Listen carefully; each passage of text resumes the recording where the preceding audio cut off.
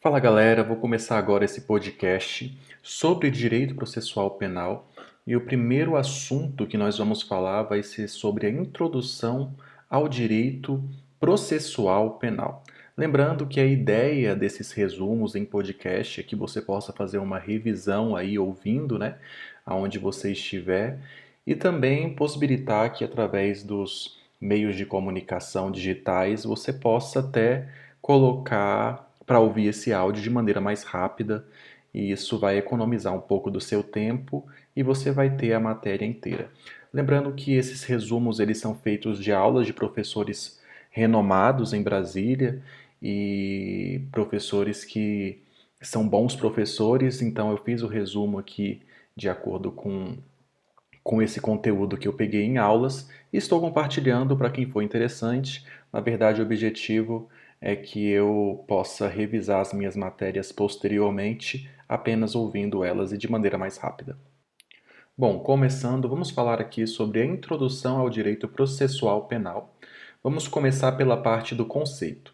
O direito processual penal é ramo do direito público, ou seja, a relação entre o Estado versus particular, e por meio de princípios e regras regulamenta a persecução penal, que acontece em duas fases, né? Nós temos a persecução penal, ela tem dentro de si mesma a investigação e a ação penal. Então, são duas fases. A primeira fase é de investigação e a fase de ação penal. Além de regulamentar a persecução penal, o direito processual penal também regulamenta a atuação dos diversos sujeitos envolvidos. O direito processual penal regulamenta como deve acontecer o devido processo penal. Uma observação que eu coloco aqui é que a separação hoje entre direito público e privado está cada vez menor, segundo a doutrina dominante. Vamos falar agora sobre a finalidade. A finalidade do direito processual penal se divide em duas. Temos a finalidade imediata e a finalidade mediata.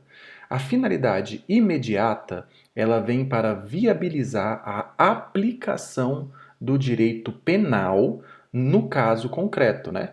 E já a finalidade imediata, ela vem promover a paz social por meio de soluções dos conflitos. Então, a imediata ela vem viabilizar, né, a aplicação do direito penal e a mediata ela vai ter aquele objetivo de promover a paz social, solucionando os conflitos aí na sociedade.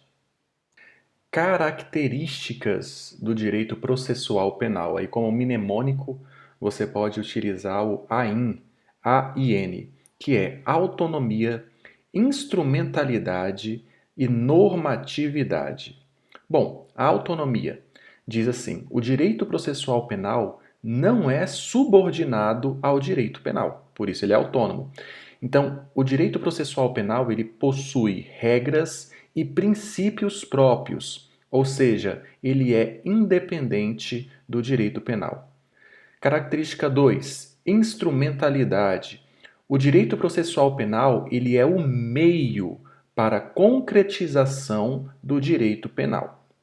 A pena prevista na lei só pode ser aplicada se observado o devido processo legal, que consiste na observância do procedimento previsto na lei processual penal. Vamos falar agora sobre a característica 3, normatividade. O direito processual penal é uma disciplina normativa de caráter dogmático, com codificação própria no Código de Processo Penal. Ou seja, a característica da normatividade ela vai dizer que o direito processual penal possui um conjunto de normas próprias. Vamos falar agora sobre as fontes do Código de Processo Penal, né, da Lei Processual Penal. Bom, como primeira fonte, a gente tem a fonte de produção, também chamada de fonte material. Fonte material é aquela que elabora a norma, seja por lei ordinária ou por lei complementar. Em regra, a competência para legislar sobre direito processual penal é privativa da União. Como exceção, permite-se que, por meio de lei complementar, seja atribuída aos Estados-membros a competência para legislar sobre processo penal em questões específicas de interesse regional. A União vai permitir aos Estados por meio de lei complementar, tá? Então, a lei complementar vai ser o instrumento utilizado para permissionamento da União a legislar sobre competência de direito processual penal aos Estados. Observação importantíssima: é vedada a edição de medida provisória sobre processo penal.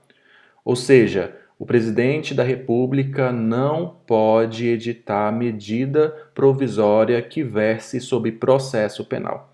O que o presidente da República pode é conceder indulto, que é o perdão, através de decreto.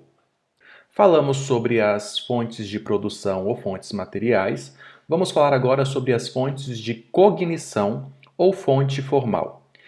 É aquela que revela a norma jurídica. Elas podem ser imediatas ou mediatas. Imediatas são as leis ordinárias ou complementar, Constituição, tratados internacionais de direitos humanos. Elas embasam as decisões judiciais com eficácia erga omnes e força vinculante. E o controle de constitucionalidade é abstrato. Já as fontes de cognição ou formais mediatas são os costumes, os princípios gerais e as doutrinas. Elas embasam as decisões judiciais com eficácia, nesse caso, inter partes e sem força vinculante. Vamos falar agora sobre os sistemas processuais, ou seja, os tipos de processo penal. Ele pode ser do tipo inquisitivo, acusatório, que é o que o Brasil utiliza, ou misto. O sistema inquisitivo ou inquisitorial não é adotado no Brasil. O inquisitivo concentra no juiz as funções de investigar, de acusar, de defender e de julgar. Ele é classificado como juiz inquisidor, pois ele outorgava a iniciativa acusatória, tendo ampla liberdade para determinar a produção de provas, independente de provocação. Ou seja, ele atuava de ofício na fase preliminar de apuração da infração penal e tinha a possibilidade de acusar alguém. Assim, ele deixava de ser imparcial. O procedimento no sistema inquisitivo, ele era, via de regra, escrito e sigiloso. Não havia contraditório nem ampla defesa. No sistema inquisitivo, o sistema de apreciação da prova adotado era o sistema da verdade legal, ou sistema tarifado de provas, sendo que a confissão era entendida como a rainha das provas, o que incentivava a tortura dos acusados para que deles fosse extraída a confissão necessária para justificar a condenação. E o acusado não era tratado como sujeito de direitos, mas sim como mero objeto do processo. O princípio utilizado era o princípio da verdade real. Vamos falar agora sobre o sistema acusatório. É o sistema que é adotado no Brasil. No sistema acusatório, a separação das funções de acusar, defender e julgar, posto que esse sistema busca preservar a imparcialidade do órgão julgador. Assim, o juiz deve observar o princípio da inércia da jurisdição, que em latim significa ne procedati iudex ex officio. Nesse sistema, o juiz não pode atuar de ofício na fase preliminar de apuração da infração penal, nem dispõe de prerrogativa de acusar alguém de ter praticado a infração à lei penal. A gestão da prova, o juiz ele não é o gestor das provas, ou seja, o juiz não tem ampla iniciativa probatória, não podendo substituir a atuação probatória do órgão de acusação. O procedimento é, em regra, regido pela publicidade dos atos processuais e preza-se pela oralidade dos atos do processo. O contraditório e a ampla defesa regem todo o processo judicial, sendo obrigatória sua observância sobre pena de nulidade. No sistema acusatório, aplica-se o princípio da busca da verdade.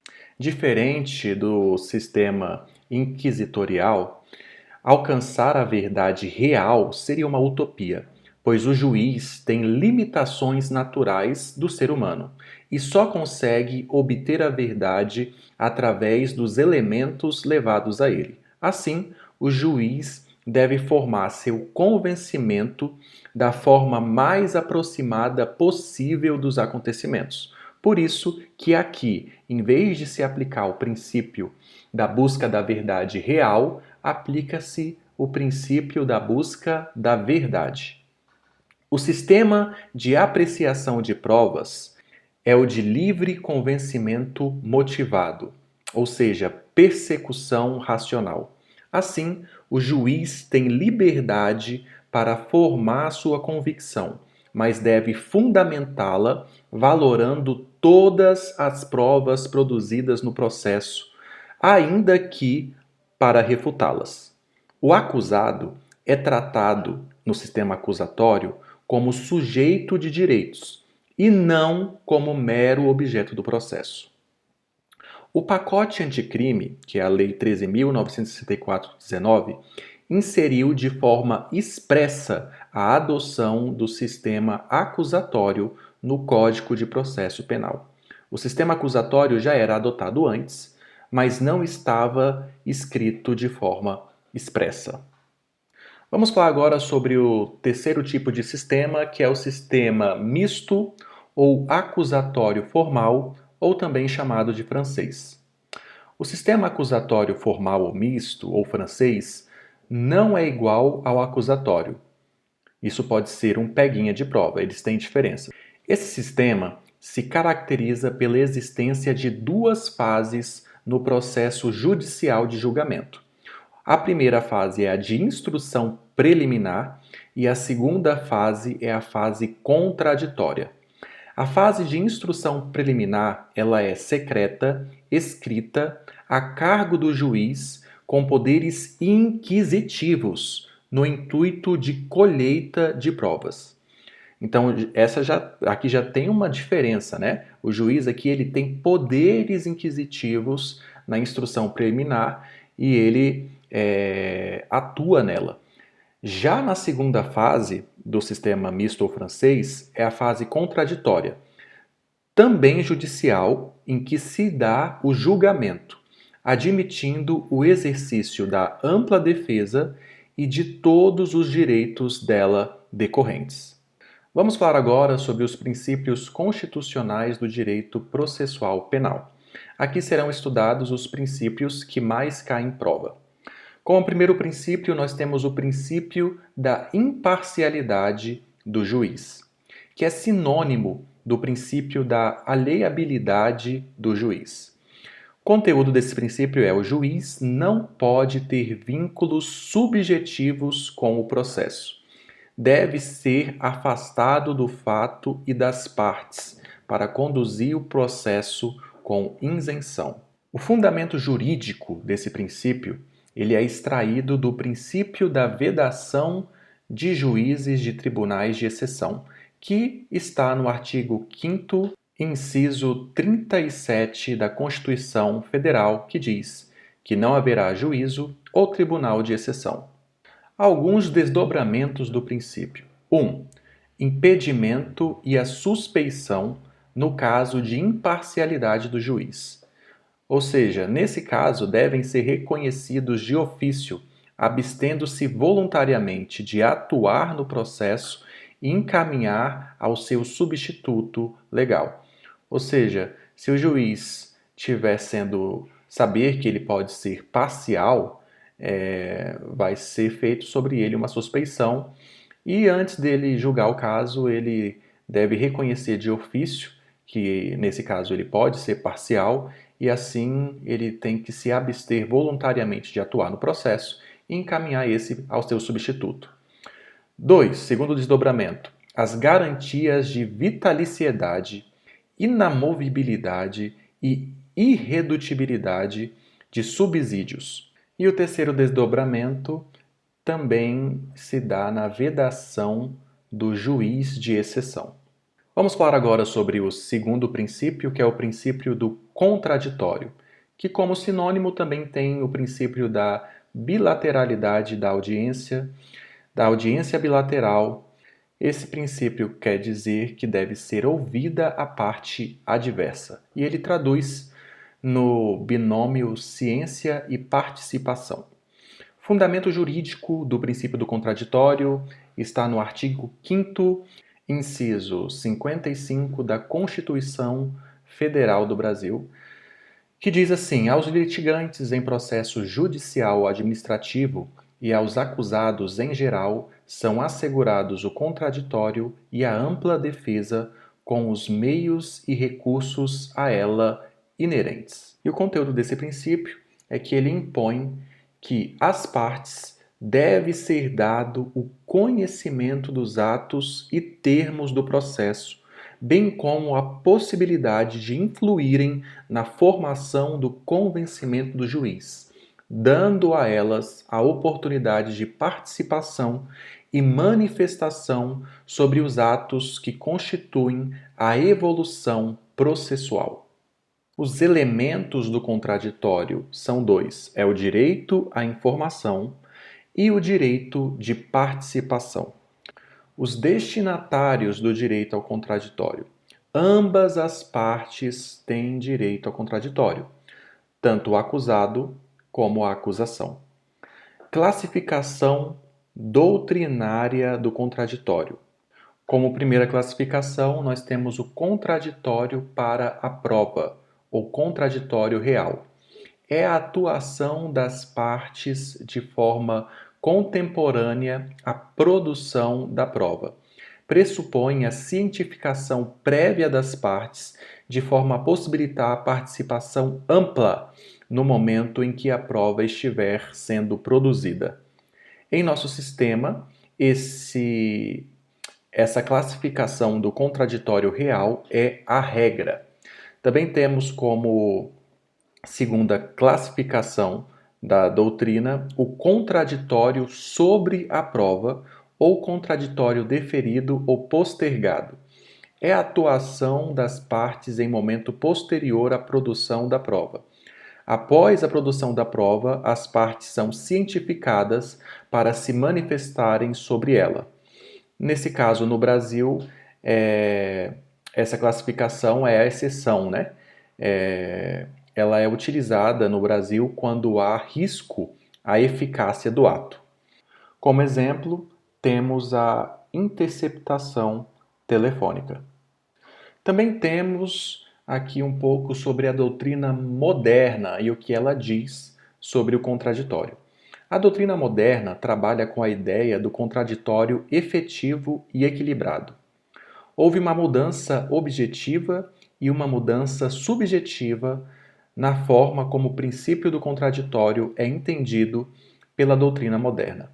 A mudança objetiva, ela diz respeito à necessidade de reação das partes, não mais mera possibilidade de reação. Ela diz respeito sobre a necessidade de cada uma das partes apresentar a sua versão sobre cada uma das provas produzidas. E a mudança subjetiva diz respeito ao dever do juiz de zelar pela paridade de armas no processo penal. Essa paridade consiste na necessidade das partes serem tratadas de forma isonômica no transcorrer do processo. A defesa não pode ser tratada como convidada de prata, que quer dizer aquela que é menos importante no processo penal. Vamos falar agora sobre o princípio constitucional número 3, que é o princípio da ampla defesa.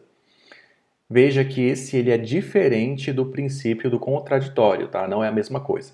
O fundamento jurídico está no artigo 5º, inciso 55 da Constituição Federal, que diz que aos litigantes em processo judicial administrativo e aos acusados em geral são assegurados o contraditório, que já foi citado acima, né, antes, e a ampla defesa, que vai ser citada agora, com os meios e recursos a eles inerentes.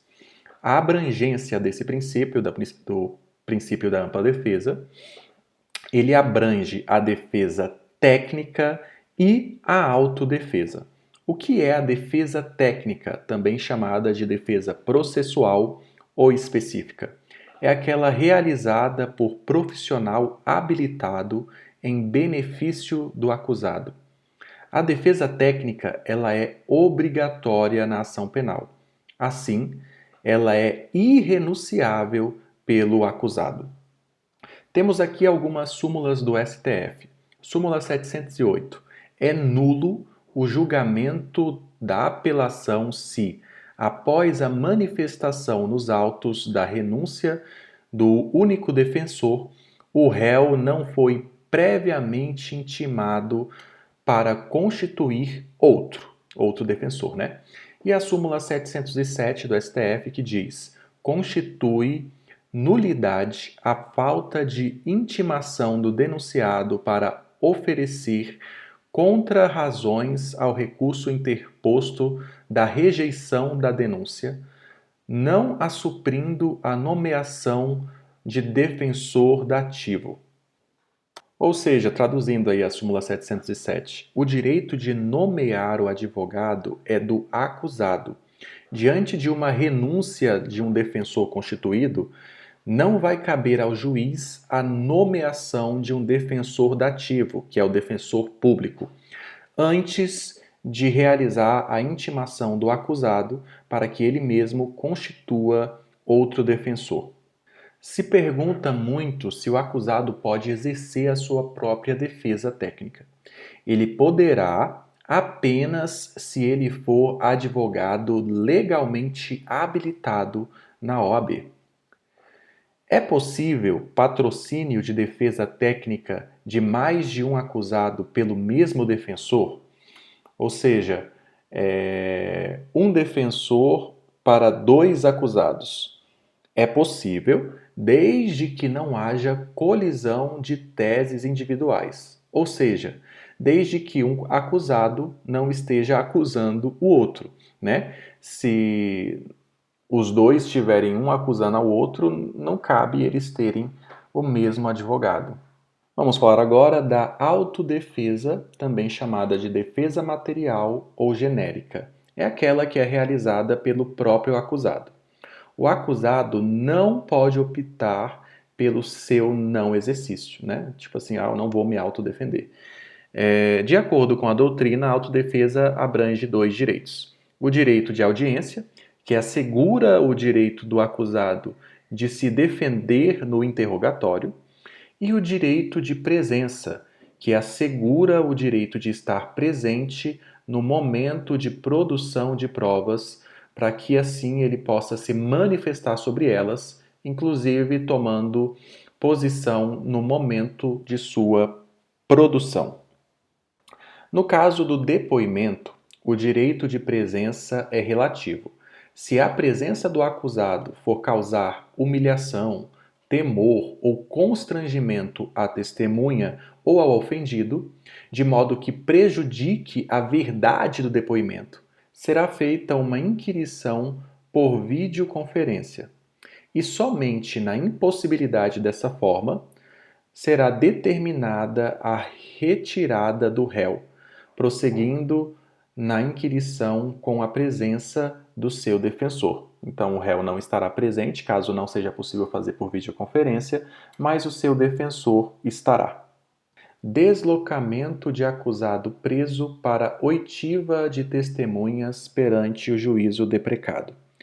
O direito de presença se estende ao acusado que está preso.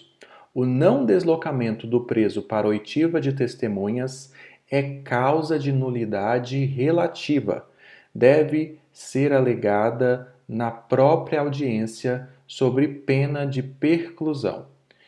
E só anula o ato se ele causar prejuízo, isso segundo o STF. Capacidade postulatória autônoma do acusado. O acusado, mesmo que não seja profissional da advocacia, poderá interpor recurso, que é apresentar motivos para a discordância, mas não poderá arrazoar o recurso, que é expor motivos que fundamentam determinada peça sem a assistência de um advogado, né? Então, para expor motivos, ele precisa da assistência de um advogado, mas para apenas apresentar motivos de discordância, ele poderá fazer sozinho. Ele também pode provocar incidentes de execução penal, ou seja, ele pode ter a progressão de regime e o livramento condicional. E ele pode, sozinho, impetrar habeas corpus. Princípio da ampla defesa no PAD. Existe a ampla defesa no PAD, porém, ao contrário do que ocorre no processo penal, não é obrigatória a assistência de defensor técnico, ou seja, de advogado. E isso está disposto na súmula vinculante número 5. Dessa forma, a súmula 343 do STJ, que obriga a assistência de advogado no PAD, foi superado pela súmula vinculante número 5 do STF. Exceção: PAD que ocorre na execução penal. Súmula 533 do STJ. Para reconhecimento da prática de falta disciplinar no âmbito da execução penal, é imprescindível a instauração de procedimento administrativo pelo diretor do estabelecimento prisional, assegurado o direito de defesa a ser realizado por advogado constituído ou defensor público nomeado. Nesse exemplo aí, nós temos o carcereiro, né, que deixa de apreender telefone celular de preso, no caso, né? Vai ser instaurado sobre ele um PAD, e nesse PAD é necessário a assistência de defensor técnico, ou seja, de advogado. Plenitude de defesa. É assegurada ao acusado de crime doloso contra a vida no procedimento do tribunal do júri. Então, a plenitude de defesa ela é assegurada nesse caso. E ela autoriza a utilização de argumentos jurídicos e também de argumentos de valor sentimental, social, religioso e etc. Vamos falar sobre a ampla defesa. É assegurado aos demais acusados nos demais procedimentos. Está adstrito, ou seja, unido aos argumentos jurídicos a serem invocados pelo acusado para rebater as imputações formuladas. Falando agora sobre o princípio da igualdade processual. O sinônimo desse princípio é o princípio da paridade das armas, né? Esse é o sinônimo dele. Conteúdo. As partes devem ser tratadas de forma isonômica no transcorrer do processo. A defesa não pode ser tratada como convidada de prata no processo penal. No princípio da igualdade processual, vamos falar agora sobre o ponto 3, que é a mitigação da paridade de armas pelo princípio da oficialidade.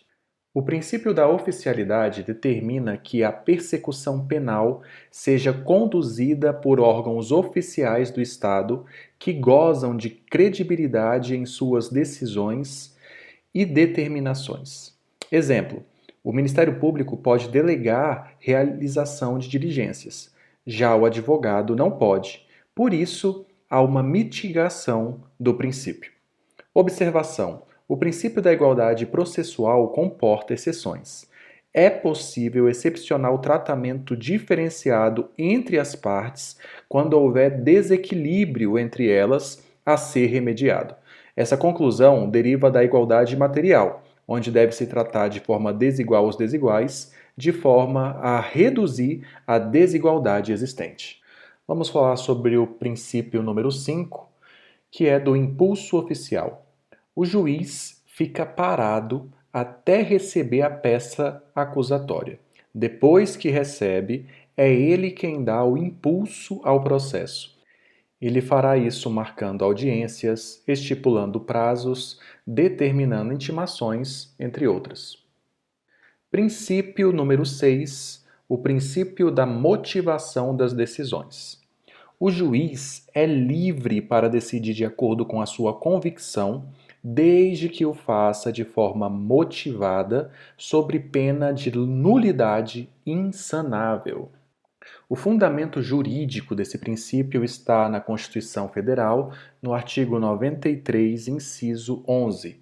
Todos os julgamentos dos órgãos do Poder Judiciário serão públicos e fundamentadas todas as decisões sobre pena de nulidade, podendo a lei limitar a presença em determinados atos às próprias partes e a seus advogados, ou somente a estes em casos nos quais a preservação do direito à intimidade do interessado no sigilo não prejudique o interesse público à informação.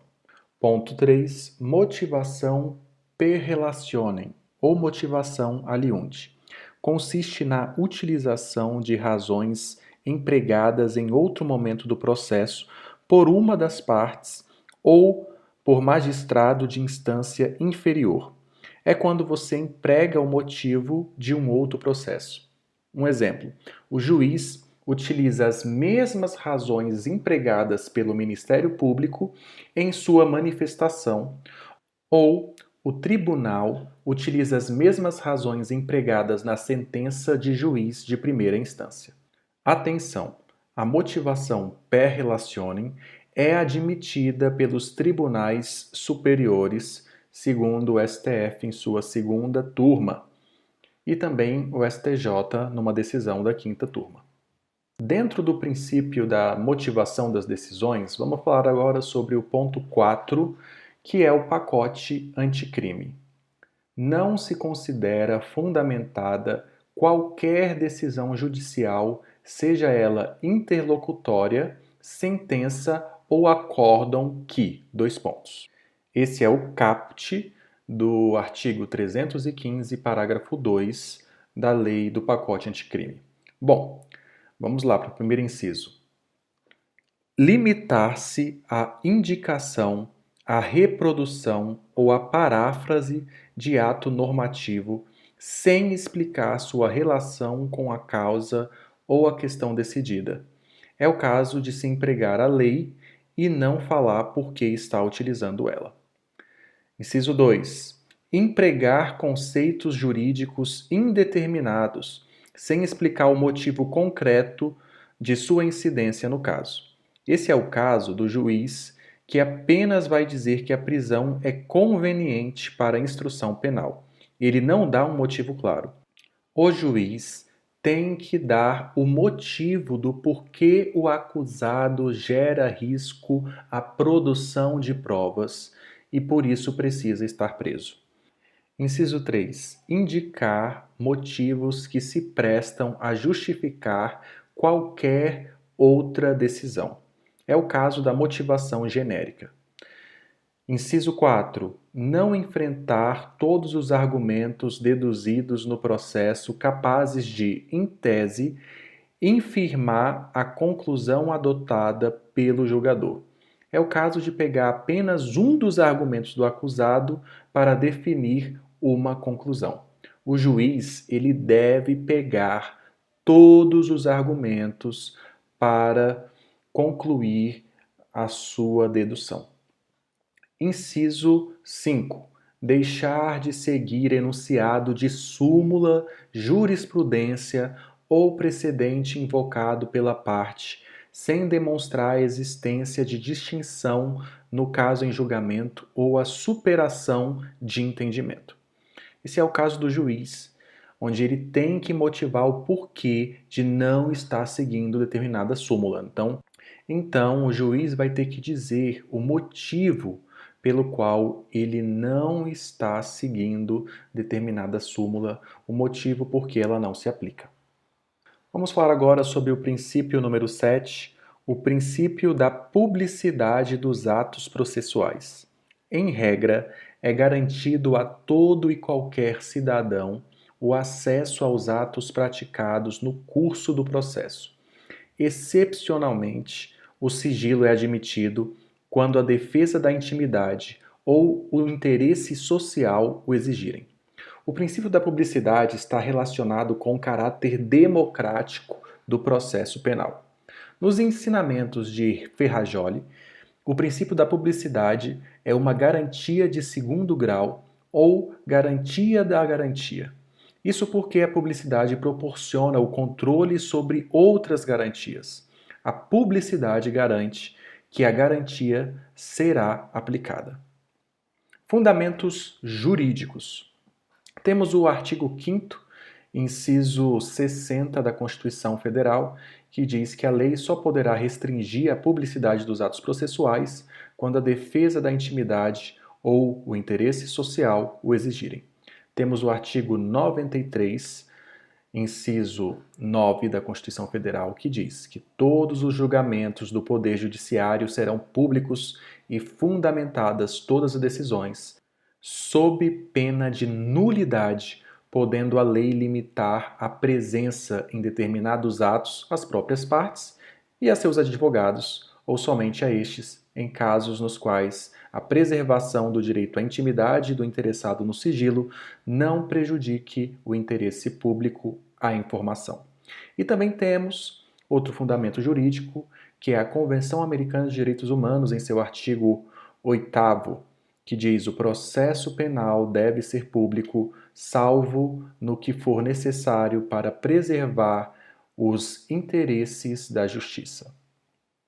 Vamos falar um pouco então agora sobre a classificação da publicidade. A publicidade, ela pode ser classificada, como primeiro ponto, quanto ao seu sigilo do conteúdo do ato processual. Nesse caso, no sigilo do conteúdo do ato processual, ela pode ser classificada, subclassificada entre publicidade externa e publicidade interna.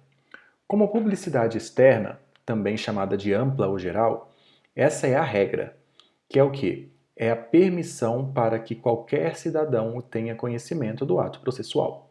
Da publicidade externa emergem 3 direitos: o direito de assistir à realização dos atos processuais, o direito de narração dos atos processuais, que é o direito de descrever o que ocorreu na realização dos atos processuais, e o direito de consulta dos autos.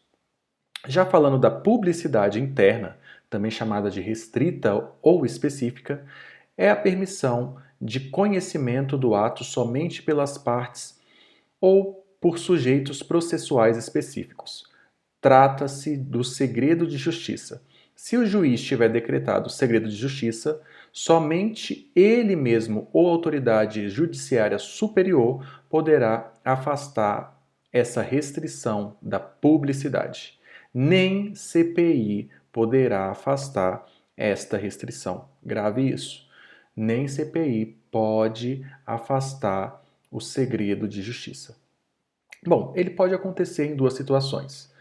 Pode ser a primeira, restrição da publicidade ao público geral. Os processos em que se apuram crimes definidos nesse título correrão em segredos de justiça. É o exemplo aí, temos o crime contra a dignidade sexual. Outra forma que poderá acontecer será a restrição da publicidade às partes. Então, será restringido às partes. E aí nós temos a Constituição, no seu artigo 93, que diz que todos os julgamentos dos órgãos do Poder Judiciário serão públicos e fundamentadas todas as decisões sobre pena de nulidade, mas ele diz que poderá a lei limitar a presença em determinados atos às próprias partes e a seus advogados, ou somente a estes, né, os seus advogados, em casos nos quais a preservação do direito à intimidade do interessado no sigilo não prejudique o interesse público à informação. Temos agora a segunda classificação sobre o princípio da publicidade, que é quanto à voluntariedade do conhecimento do ato. Nesse caso, a publicidade ela pode ser ativa ou pode ser passiva. No caso da publicidade ativa, os atos são informados sem prévia provocação.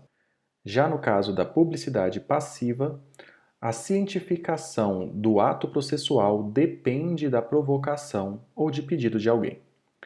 Temos também a classificação quanto à acessibilidade do ato.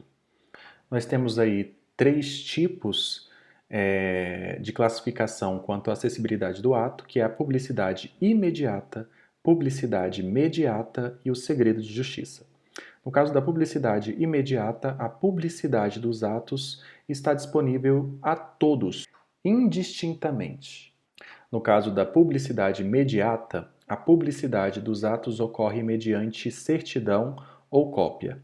Atenção! A publicidade dos atos às partes garante o exercício do contraditório e da ampla defesa, bem como do plexo de direitos que os sujeitos possuem no processo.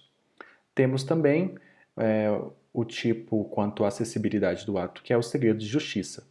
O juiz tomará as providências necessárias à preservação da intimidade, vida privada e imagem do ofendido, podendo inclusive determinar o segredo de justiça em relação aos dados, depoimentos e outras informações constantes dos autos a seu respeito para evitar sua exposição aos meios de comunicação. É o que dispõe o artigo 201, parágrafo 6º do Código de Processo Penal. O segredo de justiça pode ser determinado em toda a persecução criminal. Como oitavo princípio, nós temos aqui o princípio do promotor natural ou promotor legal. Se trata de exigência de normas, ou seja, critérios legais prévios para a designação natural dos casos entre os promotores, que são os órgãos do Ministério Público. Isso acontece para vedar a designação arbitrária do promotor para atuar em casos específicos. E decorre do artigo 5º, inciso 53 da Constituição Federal, que diz que ninguém será processado nem sentenciado, senão pela autoridade competente. Atenção! O princípio do promotor natural é limitado ao processo criminal, excluído, portanto, do inquérito policial, né? Ou seja, uma requisição de diligências no inquérito feito por um promotor distinto daquele que deveria atuar no caso não viola o princípio do promotor natural. Princípio número 9, o princípio do devido processo legal, também chamado de Due Process of Law. É o processo justo. O fundamento jurídico está no artigo 5º, inciso 54 da Constituição Federal. Ninguém será privado de sua liberdade ou de seus bens sem o devido processo legal. Nesse princípio, nós temos como conteúdo que a pretensão punitiva deve acontecer dentro de um procedimento regular previsto em lei, perante a autoridade competente, tendo por alicerce provas validamente colhidas, respeitando-se o contraditório e a ampla defesa. Temos dois pontos para tratar aqui dentro do princípio do devido processo legal. O primeiro ponto é o ponto processual. O devido processo legal assegura a tutela aos bens jurídicos por meio da observância do procedimento legal previsto em lei.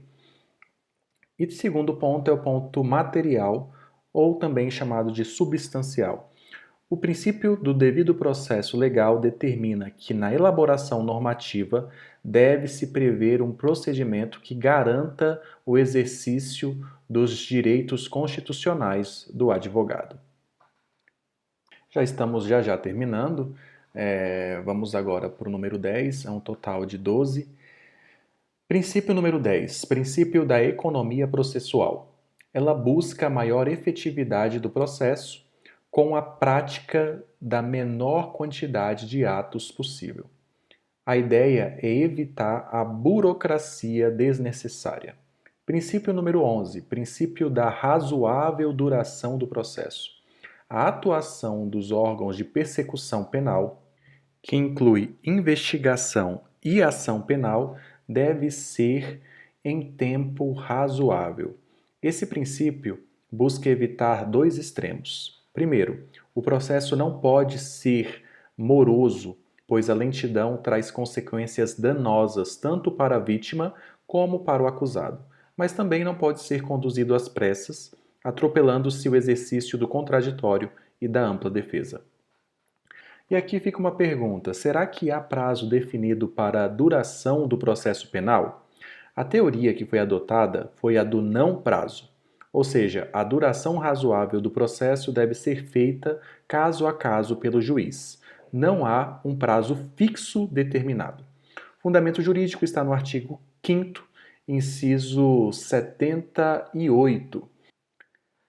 A todos, no âmbito judicial e administrativo, são assegurados a razoável duração do processo e os meios que garantem a celeridade de sua tramitação. Súmulas do STJ, número 21. Pronunciado o réu, fica superada a alegação do constrangimento ilegal da prisão por excesso de prazo na instrução. Súmula do STJ, número 52. Encerrada a instrução criminal, fica superada a alegação de constrangimento por excesso de prazo.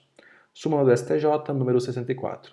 Não constitui constrangimento ilegal o excesso de prazo na instrução provocado pela defesa.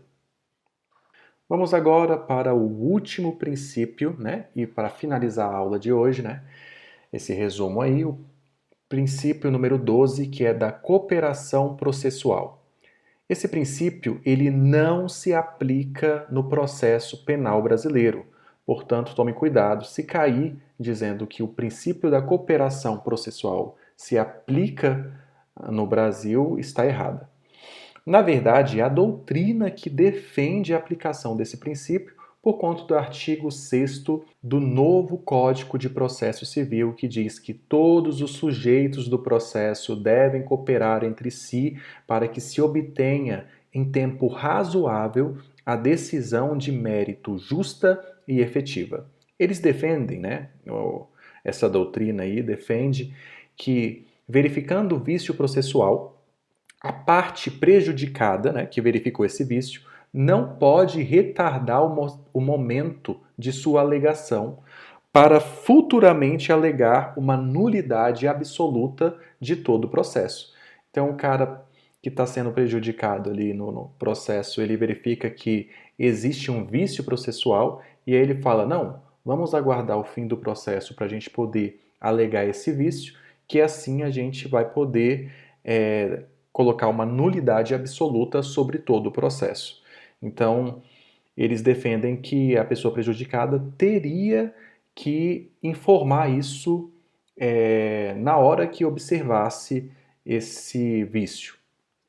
Porém, os tribunais superiores se posicionaram da seguinte forma: na seara penal, em que se busca a verdade real e em que se lida com critérios de direito indisponíveis, não há como se esperar que a defesa coopere com a acusação ou com o juízo em face da garantia constitucional da não incriminação. Ou seja, a defesa, aquele que está sendo prejudicado e precisa se defender, você não tem como esperar que ele informe algo que, em resumo, no final, vai ser ruim para ele, que vai talvez até incriminá-lo. Então, por isso que o princípio da cooperação processual, que vem por alguns da doutrina do Código de Processo Civil, não se aplica na esfera do processo penal. Com isso, gente, ficamos aí com o finalzinho aí de mais um resumo. Esse é o resumo ali de introdução do processo penal. e conforme eu for seguindo aqui, eu vou gravando outras aulas e dividindo por temas. Muito obrigado a todos que estão ouvindo e até a próxima.